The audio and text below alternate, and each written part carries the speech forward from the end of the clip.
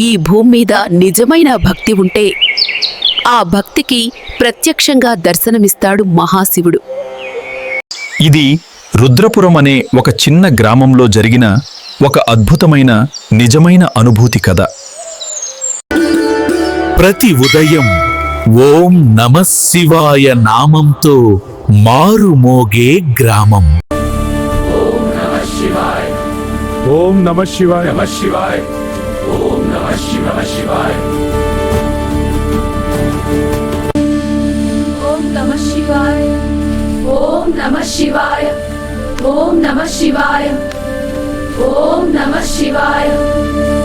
ఆ గ్రామంలోనే ఉన్న మహాశివభక్తుడు సాంబయ్య తెల్లవారుజామునే లేచి గుడి శుభ్రం చేసి శివలింగానికి అభిషేకం చేసి భక్తితో పూజ చేస్తుంటాడు సాంబయ్య. ఓం నమః శివాయ ఓం నమః శివాయ. సాంబయ్య నా భక్త, నేను వచ్చాను.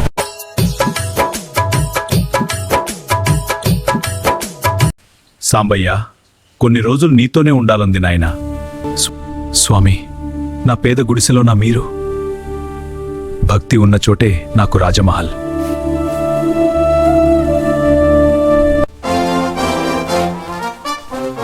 ఏమండి, ఈ సాధువు గారెవరు? మన అతిథి. అతిథి అంటే 3 పూటలు తినాలి కదా.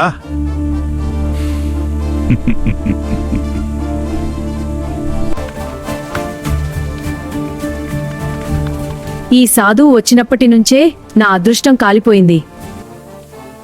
కాలిన పప్పు గుమగుమలాడుతుంది, ముద్ద బియ్యం రుచికరమైన పులిహోరగా మారుతుంది. లక్ష్మమ్మ వచ్చిన అతిథి మామూలోడు కాదు, అతనికి ఏదో మాయ ఉంది. అంతే, కాలిన పప్పు గుమగుమలాడుతుంది, ముద్ద బియ్యం రుచికరమైన పులిహోరగా మారుతుంది. లక్ష్మమ్మ వచ్చిన అతిథి మామూలోడు కాదు, అతనికి ఏదో మాయ ఉంది అంటుంది. సాంబయ్య, నీ ఇంట్లో కొత్త అతిథి ఉన్నాడంట. నాకు సాంబయ్య ఇంట్లో కొత్త అతిథి నీవేనా? నాకు చాలా ఆకలిగా ఉంది అన్నా. నాకు చాలా ఆకలిగా ఉంది అన్నా. అయ్యో పాపం. తిను తిను. అవును, తిని మళ్ళీ అడుగు. ధన్యవాదాలు. వాళ్ళ జేబుల్లో ఉన్న చిల్లరంతా బూడిదిగా మారుతుంది. అరే, ఇది నువ్వు బూడిద అయిపోయిందిరా. అరే, ఈయన మామూలు మనిషి కాదురా బాబు, ఇది అద్భుతం.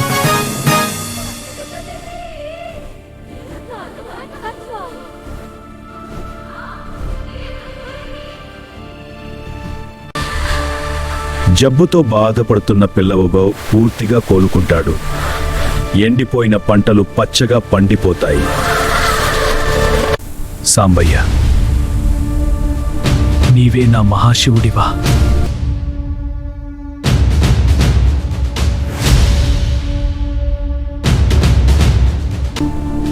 స్వామి, నీవే నా మహాశివుడివా? నిజమైన భక్తికి నేనే వచ్చి తల వంచుతాను సాంబయ్య. అక్కడే ఒక శివలింగం తన మరుక్షణమే మహాశివుడు అంతర్ధానం అవుతాడు. అక్కడే ఒక శివలింగం ఏర్పడుతుంది. ఆ ప్రదేశమే తరువాత రుద్రేశ్వర స్వామి దేవాలయంగా మారుతుంది.